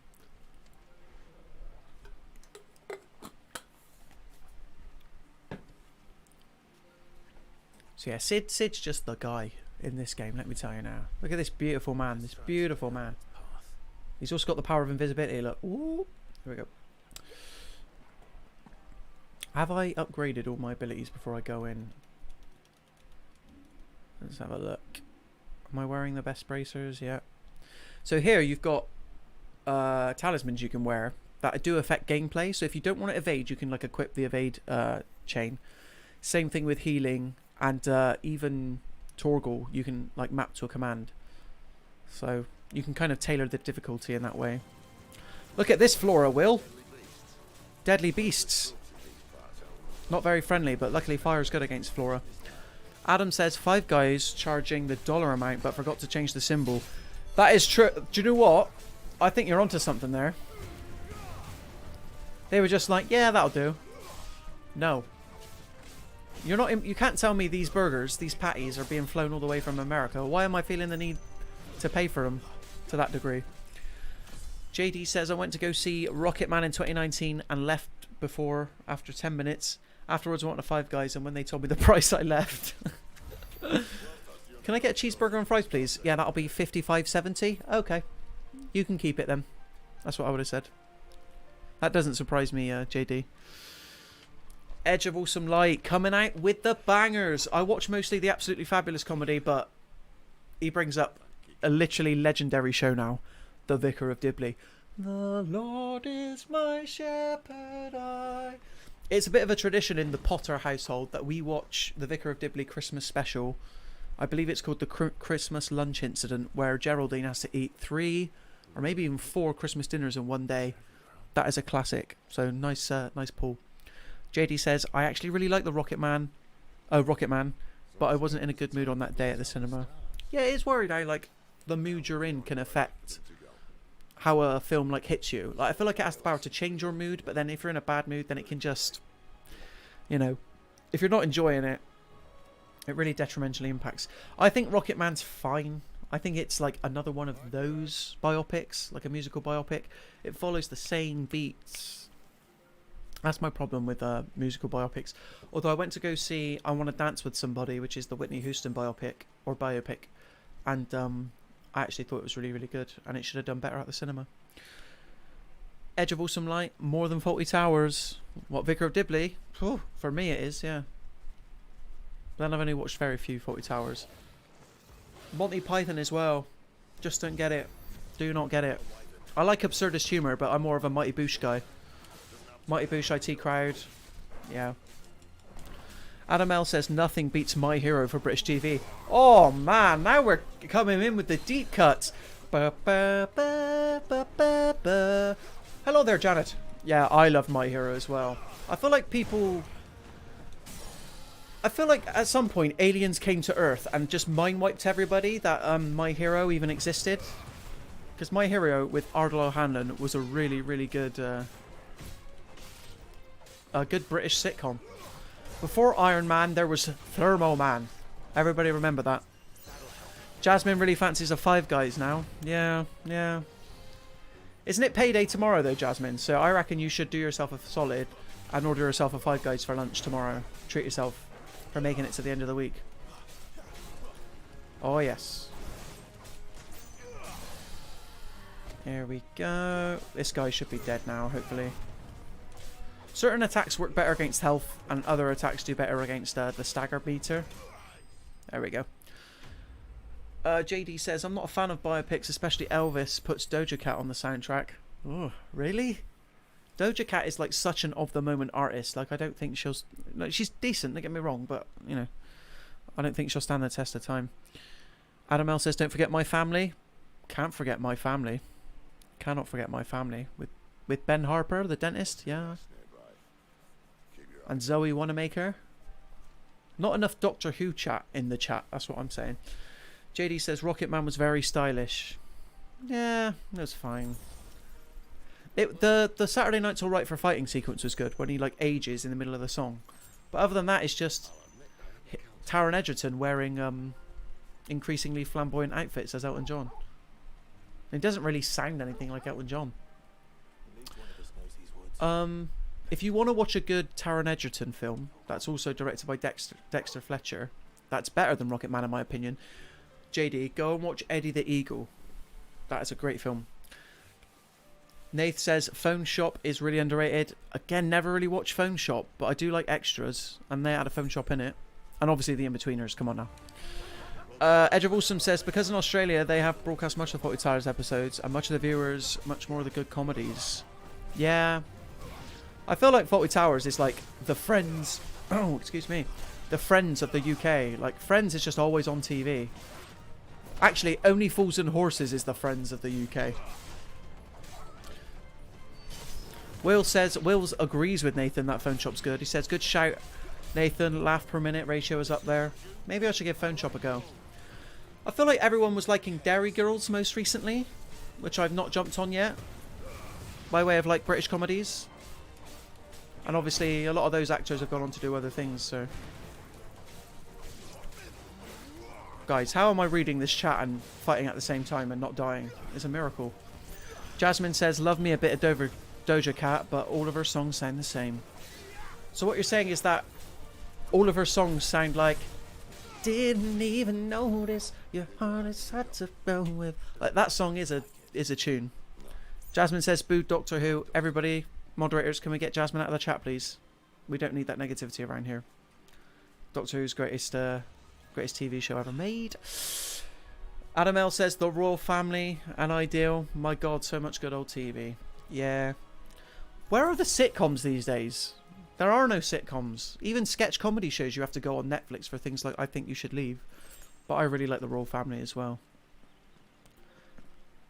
If that's the hold on. Here's my favourite Royal Family quote. If that's the Invisible Man, tell him I can't see him. Love it. JD says, I've seen Eddie the Eagle, but not in a while. Great film then, you know how good the film is. That film always like makes me like well up. I don't know why. I don't particularly like ski jumping. Eddie the Eagle was before my time, but there's something about the emotion of that film that gets me. Nathan says, I actually worked in a phone shop, so it was really fun of your meet, as it was generally pretty much my experience. Alright. In that case, Nathan, if I watch Phone Shop, I want you to tell me which character are you, and then I'll let you know if I agree. But it is funny when that happens. I feel like post The Office, there were a lot of those comedy shows where it's like, let's set it in this workplace. Let's set it into another one. Which worked for a while. Okay, I'm going to have to concentrate here, because this is some Star Wars Jedi Survivor levels of boss battle. Fanfare, how would you taste in a soup? That is what the people want to know. So Torgal can help heal you, as well as, like, ravage enemies and provide a good distraction. This enemy takes a while to go down. I can already tell you now. Come on, Cid. Use your lightning powers.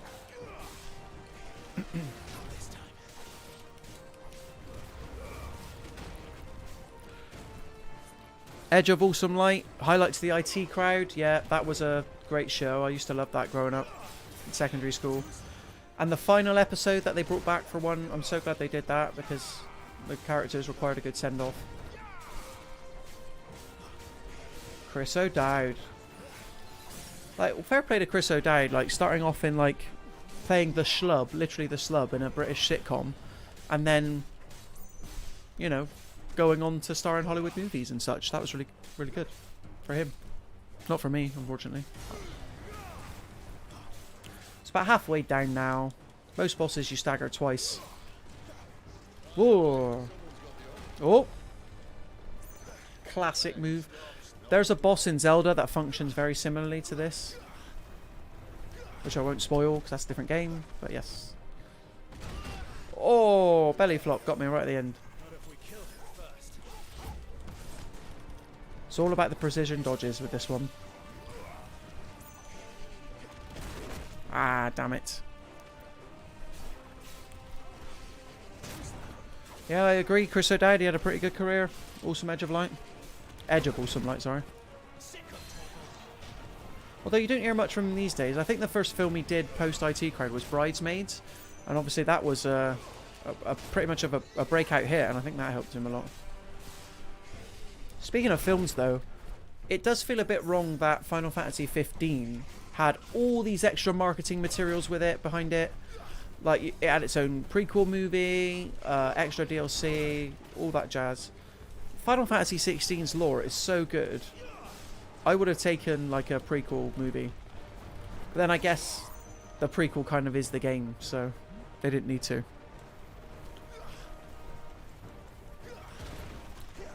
Like, that prologue sequence would basically be the plot of the movie, I would imagine.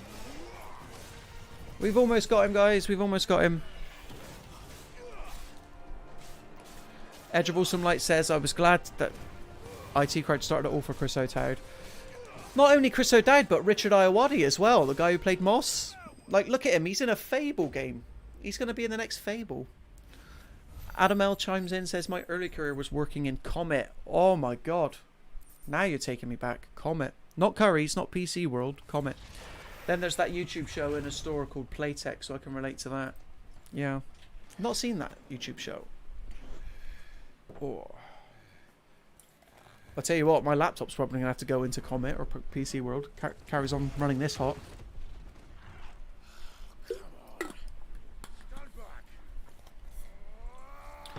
So now it's revealed, and I probably shouldn't have mentioned that earlier, but yeah, Cid is an icon dominant as well. Power of Lightning. And we've got about 12 people watching us at the moment, so thanks so long for joining. I can see that the PlayStation Access team are streaming Final Fantasy at the moment as well, and we're basically at the same part of the game. So they must have had the same idea that we did. You're a dominant. I am. Aye. Well, not by choice, mate.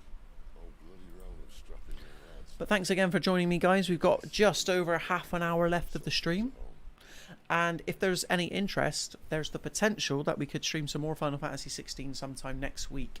Square Enix are being very, should we say, particular about what parts of the game you can stream when, which I totally understand, sort of. But having said that, like anybody in the chat here, you could stream as much of the games you wanted, and they couldn't stop you. Same as for all of us. What we want and Edge of Awesome Light, he was a great addition to the show alongside Chris O'Dowd. I agree. To the extent that Richard Iowati actually played the same character Moss in the US version, which didn't end up taking off, unfortunately. It happens so often where US versions of TV shows, they get a pilot made and it never really takes off. With the exception of The Office, of course, which very much became its own thing in later seasons. Anyway, pretty much from season 2. I've got a question for the chat. As much as I love Sid's voice, how old would you say Sid is meant to be? I think he's like late 20s, early 30s, and the voice might be a bit too gruff. But hey, Sid's immortal in my mind. Yeah, they had a US version. Edge of Awesome Light. You can look it up on YouTube and just cringe your way through. It's the plot of the first episode of the UK version, so yeah. Will says, with Joel McHale, I think. That is absolutely correct. I couldn't remember his name, Will, but yeah. Joel McHale, very much the Marmite actor of Hollywood. Sometimes he's good, sometimes he's bad. I feel like he's good at playing like a slimy sleazeball, so whenever they try and make him something else, it doesn't quite work. JD says Psychoville's a pretty cool show. Yeah, I enjoyed Psychoville. But I tell you what, we've got an even better show now called Inside Number 9 from the same people. Inside Number 9 is one of the most consistent anthology shows I think I've ever watched, because even Black Mirror has its like ups and downs, whereas Inside Number 9, I don't think a bad episode exists. But yeah, Psychoville was good. It was cool when they did that Psychoville episode within Inside Number 9.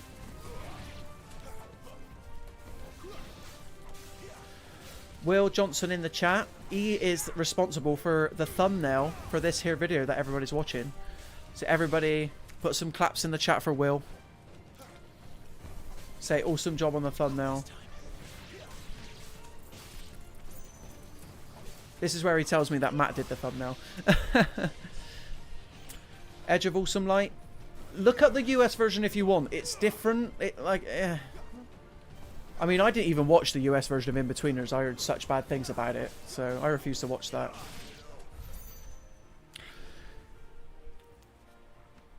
Edge of Awesome Light says, I think it's something for me to look at. Yes. On that note, think of it is unbelievable, Nathan. I don't know what you're trying to say there, buddy. Oh, Thick of It. Yes. Well, I can't really quote anything from the Thick of It, can I? But another awesome... Again, we're just naming like awesome British shows now. I'm fine to do that. But you know what the problem is? These aren't recent shows. Like, these were all from a long time ago. Like, when was the last British comedy, or any comedy really, that you remember watching and thinking, wow, that's, you know, I'm going to recommend that to a friend. Because I feel like that's the true test. Like, if you're going to recommend it to a friend. JD putting some claps in the chat for Will. There you go, Will. Oh. So the parrying in this game is very tricky. You've got to hit at the same time they hit. Yes.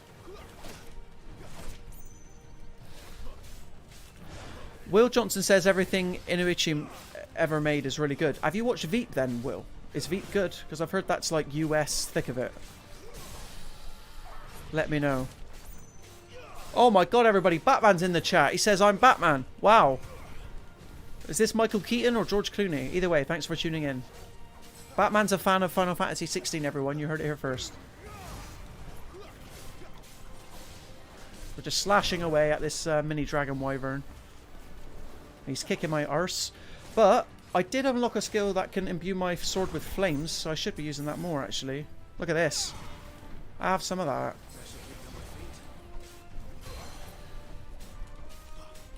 Will says Veep is so good. In that case, I'll have to check it out.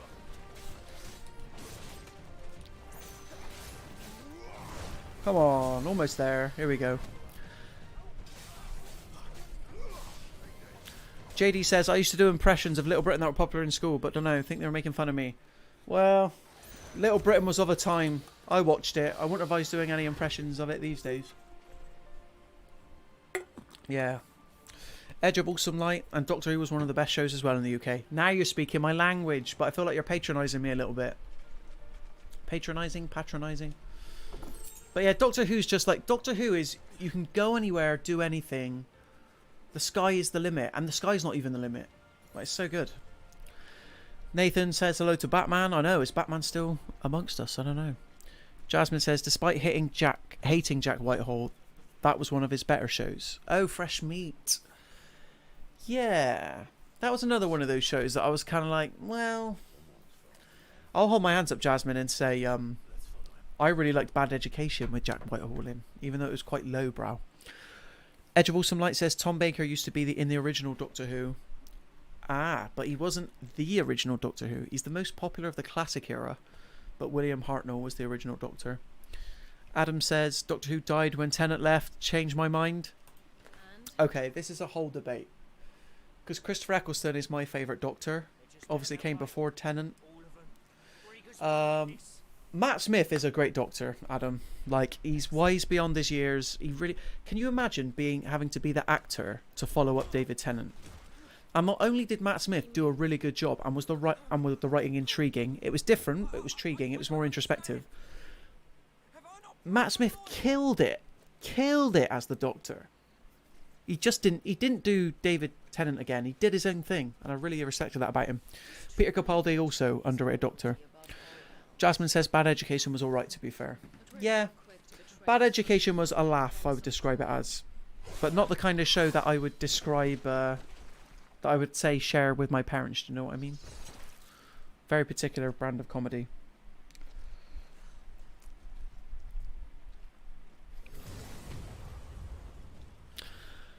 Edge of Awesome Light says, wow, a lot of changes of Doctors. Yeah, there's been about 13 Doctors, but it's more like 15 or 16. And obviously David Tennant returns as the 14th Doctor this time, later this year. JD says, the first time I heard of Doctor Who was on the cover of a Game Master mag. What Doctor Who game would that have been? Interestingly, because there weren't a lot back then.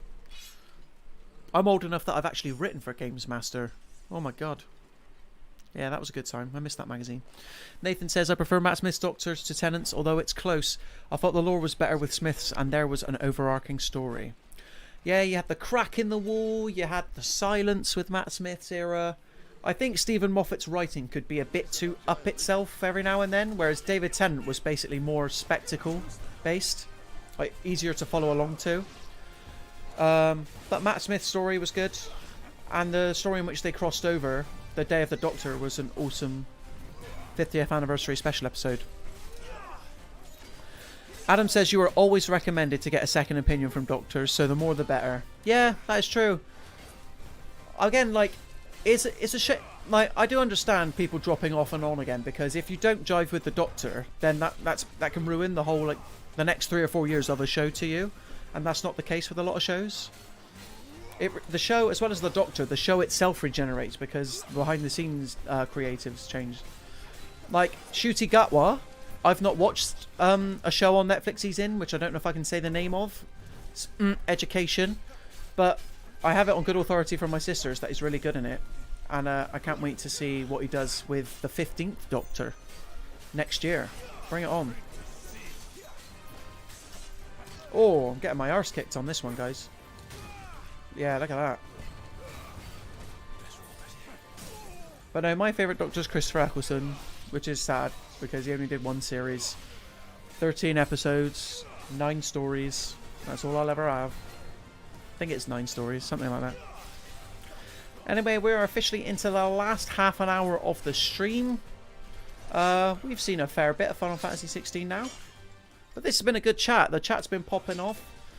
Appreciate everybody wanting to jump in with the chat, even if it's not necessarily about Final Fantasy 16. But no, I'm really enjoying it. Adam says, what makes Chris your favourite Doctor? He just brought an intensity to that role that I feel like it was sorely needed. Because don't forget, prior to the 2005 revival of Doctor Who was kind of thought of as a joke. It was all funny scarves and multicoloured jackets. Whereas, I feel like by introducing the Time War and by going for a more slightly serious vibe, whilst having that cheeky hint of charm to him, Christopher Eccleston did a really good job at bringing the intensity of the Doctor whilst playing it for kids. Plus, Rose is the best companion. Everybody knows that. JD Incinerator says the GM mag from January 2008 features the cover about a Doctor Who game. Ooh. 2008 Doctor Who game. So that would have been a David Tennant game. Was that Battle Across Time? Was that what it was called? Either way, that's interesting. I'll have to look that up after I'm done with this stream. Again, like a mini-boss every 20 minutes, I want to say. Oh! Oh, man. I just can't parry this guy. It saved my life. I keep on wanting to switch between my icon abilities, but because I've still only got the Phoenix icon, obviously it's not possible. I will say though, Midnight Raven is a pretty cool name for a bad guy. Look at that, Midnight Raven. That's like someone typed in cool name generator and basically just took the first option that came up, and Midnight Raven came up.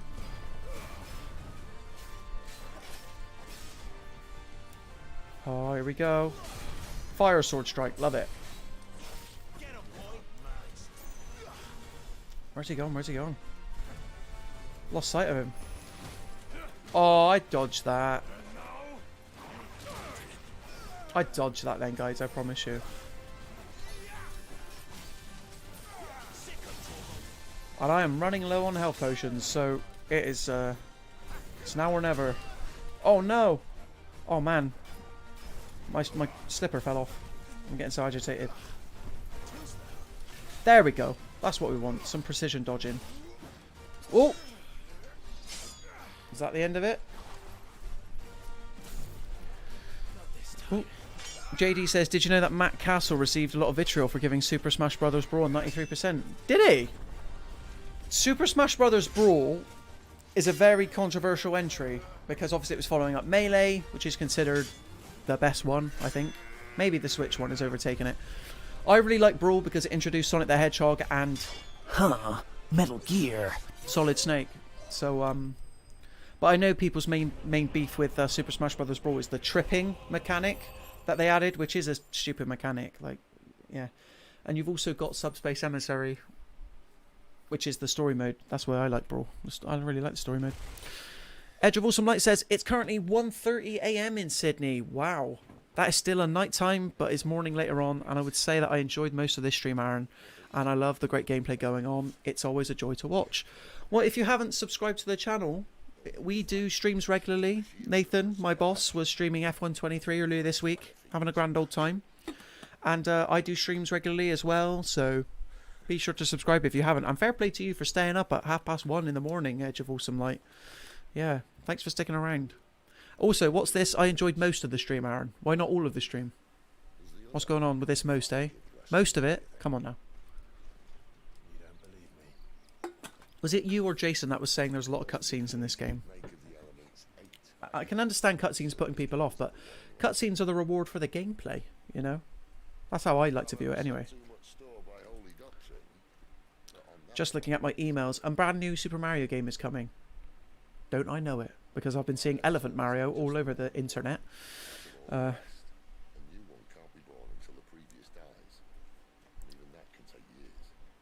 yeah, this has been a fun time.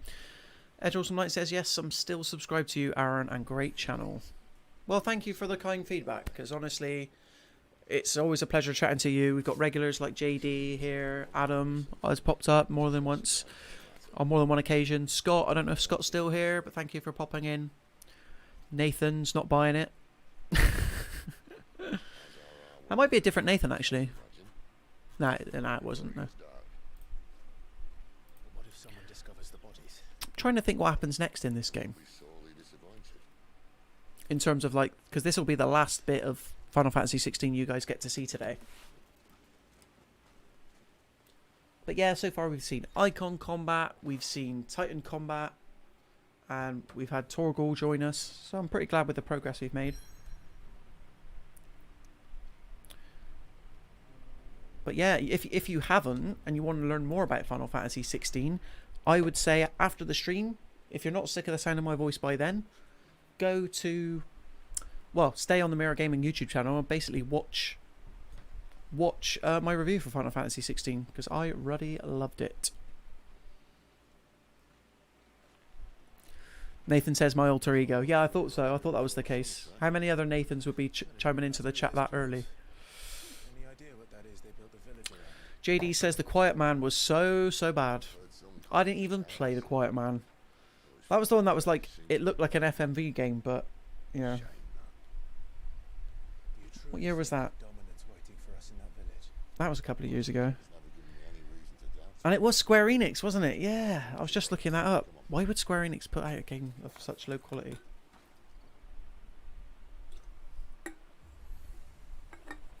So this is the first open world-esque hub section of Final Fantasy 16. Hence why they call it an obelisk, but it's essentially a checkpoint. Louder than words. So yeah, when you're in sections like this, you get like a little map that you can pull up. Eater of Light says, "Wow, thank you, Aaron. I hope to check that out as well on the channel." Well, there you go. It's only 7 minutes of your life, and I don't think you would regret it if you've enjoyed this stream. God, it's very dark, isn't it, in the world of LSD at the moment?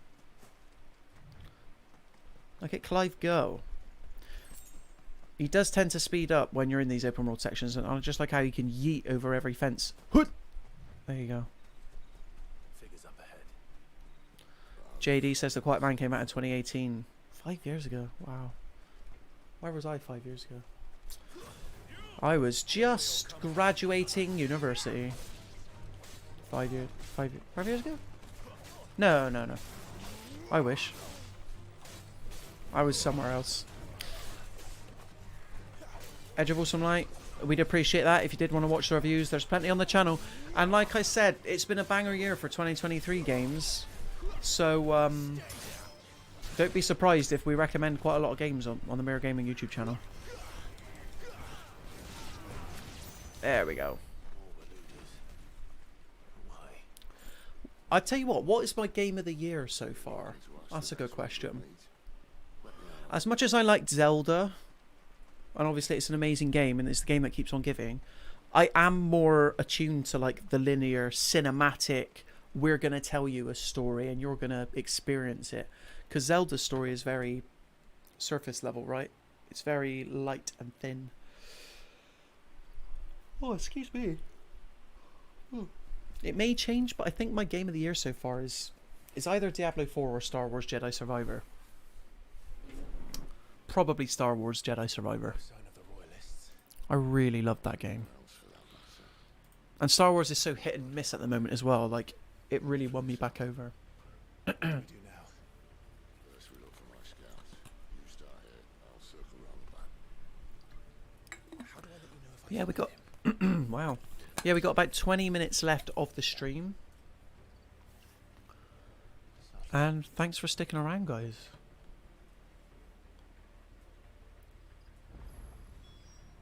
I know what he looks like. Here we go, we're entering the caverns now. Oh, I thought we were. Perhaps not. The village can't be completely abandoned, can it? So at the moment we're in search of the man responsible for, unfortunately, killing Joshua. And the way we go about doing that is by visiting the scene, revisiting the scene of the crime Like a child. all these years later. Am I going up the steps here? Yeah.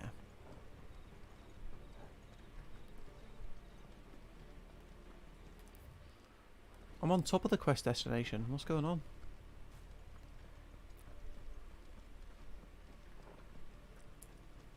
I think I've gone too far.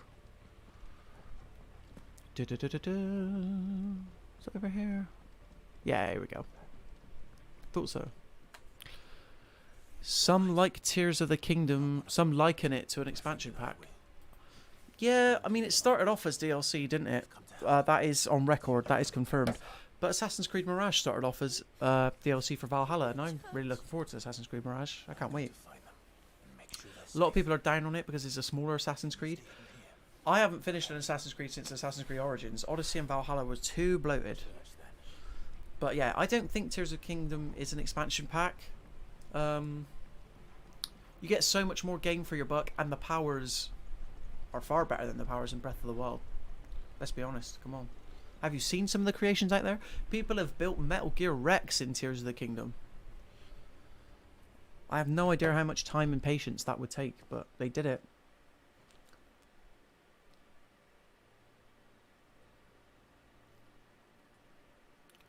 Da-da-da-da-da.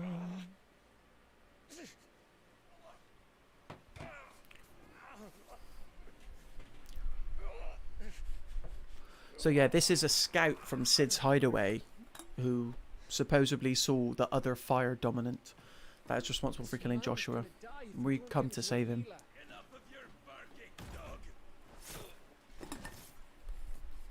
About time. Edge of Awesome says, okay Aaron, it's been fun watching your stream again on the Mirror Gaming channel. I really enjoyed it and I hope to see you again soon. Take care, Aaron. You take care, Edge of Awesome Light. Get some sleep.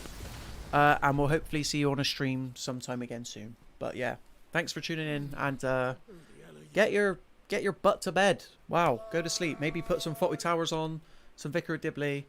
Fall asleep to that. There are worse ways to fall asleep. Still alive, Gav? Barely. Been doing what I can Are with you my still ventures. alive, Gav? Nah, I can't do the voice. I'm sorry. I won't try again. It's alright, he's with me. Is this everyone? No. I get press releases for the weirdest games, I tell Pair you. of royalists came for the bearers just before you arrived. Hundreds of people work on these games. Oh. Anyway, I don't know if anyone's noticed, but my biggest fan is in the background. Because as I mentioned earlier, it is very humid in the UK at the moment.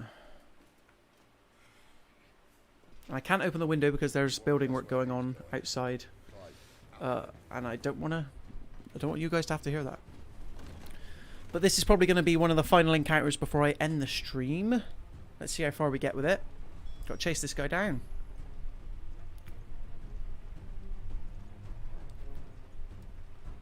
But yeah, I hope you guys are liking it so far. We're definitely far past the demo now. Have to be. Just goes to show, if you were to skip all the cutscenes, this game would probably be a third less long, if that makes sense. Like it would be 2/3 the length it is if you took all the cutscenes out. Not yet, my lady, but we are the Dominant's companion. It's only a matter of time before This is Benedicta. She's a villainous character, and she is the Wind Dominant. What of the others? the bearers have been taken to Caer Norvent. JD says, yes, it's been a big summery roast. Hasn't it just? Hasn't it? All is in hand, my Yeah. The worst part is you can't have a roast in this weather because it's too hot. Oh, who wants to be cooking over a stove? Who wants to be grilling a chocobo burger outside on the bar? Well, I guess you could do that as a barbecue rather than a roast. That would make sense. To Our Lady of the Wind and the King. Lady of the Wind, is that a compliment? I don't know, it sounds like something else to me. Imperials drink this piss? Lady of the Wind. Go some way to explain their breath. She's known for one thing, and wind is one of them. Lady Benedicta, Imperials. Oh yeah, Nathan, I'm reading through Jason's comments now. Final Fantasy XVI is truly inspired by Game of Thrones, he says. Medieval politics, brutal violence, and a terrible ending. Whoa. Yeah, but can like 10% of a game, like let's say the final, just because that has a bad ending, like I find the case, most game stories, it's about the journey getting there as opposed to where it all leads to, unfortunately. I felt that way with God of War 2018. A lot of people are like, God of War 2018's got an amazing ending. Whereas me, I'm like, well, it's alright. You know, they scatter the ashes. That's what they set out to do. I don't know. And I felt that way about Ragnarok as well. It's like, well, Ragnarok happened. I love those games, don't get me wrong, but I think story-wise they get maybe a bit too much credit. Presentation, phenomenal. JD says Lady of the Breaking the Wind. Yeah. And there is Gara something is the name of the Dominant. Oh, are we going to end on a boss battle? I think we are. Okay, so this will be the last thing we do in the demo, guys, because I have a hard out at 5, unfortunately. But I have got no potions on me, nothing. So this is going to be a right laugh. Oh! Come on now, come on. I gotta time these dodges. That's what I gotta do. Keep my distance, maybe. Come on, Torgal. Do your thing, boy. Ooh. And this isn't even the final form.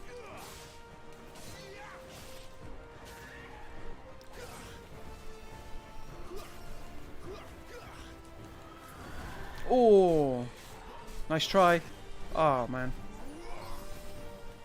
Come on, Torgal. Fair play to Torgal, because not many wolves would get stuck in against like a paranormal being. Do you know what I mean? Oh! Go on, Torgal. I like how Clive's like, you know, saying, go get him, Torgal, and then I'm doing it as well. So we're in mid-stagger now, mid-stagger point. Not quite as generous as a full stagger, but still appreciated. I reckon we might do this with no potions, but now that I've said that, it's not going to be the case. Yes, come on. It's almost like I've played this game already for 20 hours, isn't it? Imagine that. Come on, Sid. Ah, I dodged that then. Oh no, get out of there, Clive. We did it.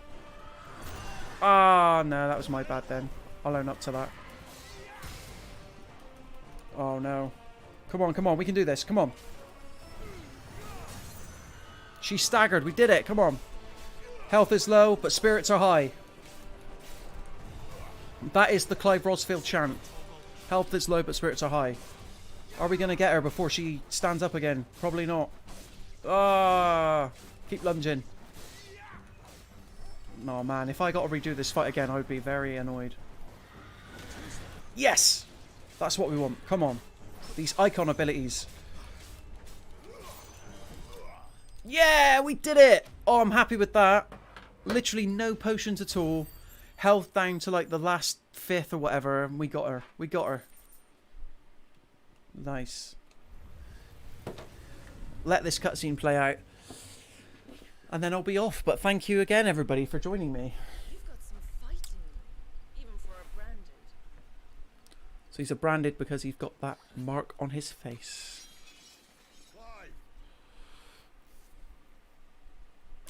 Clive.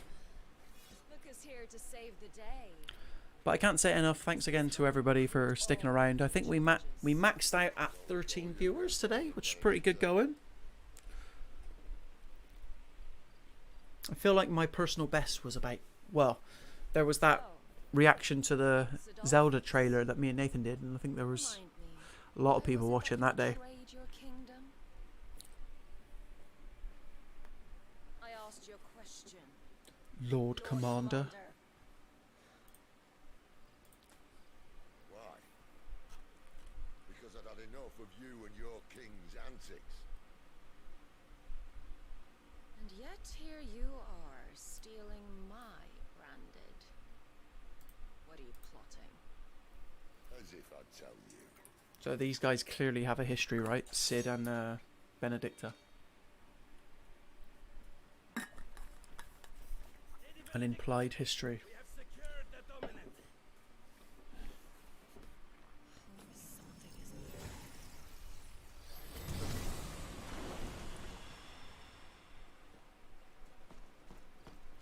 There she did. She did it again, JD. Breaking the wind. How dare she? And she's gone. That was a good boss battle, though. My hands were sweating. Did she say where she was going?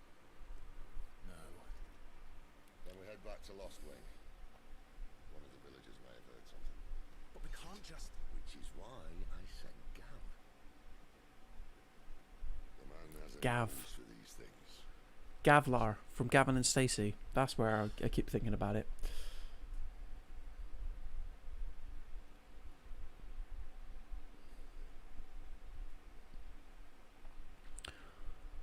And then we're back in the village of Lost Wing, which is that open hubby area from earlier.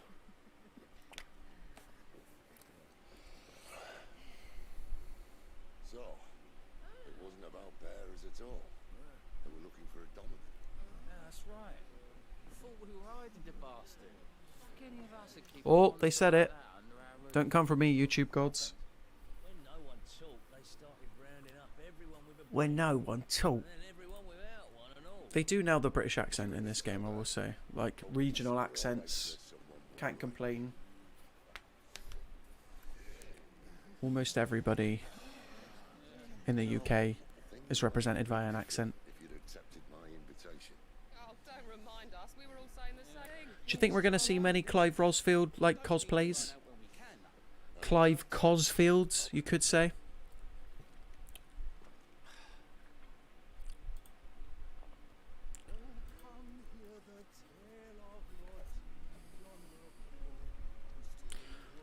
Alright then, guys. And yes, there's 5 minutes to go. But that is... I don't think we're going to end on a bigger high gameplay-wise than that. So, thank you again for tuning along for this stream. If there's enough demand, maybe I'll stream some more Final Fantasy 16 if I have time next week. And, you know, Microsoft doesn't choose to buy like another big publisher like Ubisoft or something. That's probably not likely to happen, is it? But yes, I will end it there. And thank you to everyone for watching. Nathan says, Aaron, have you got a dent on the top of your head because of wearing headphones? Check now and it might blow your mind. Oh, let's have a look. Oh, I don't know if it's a dent, but I don't know. If I keep going for much longer, it probably will end up that way. Anyway, guys, thank you so much again for watching. It's always a pleasure. Be sure to tune in to our next live stream, which I believe is...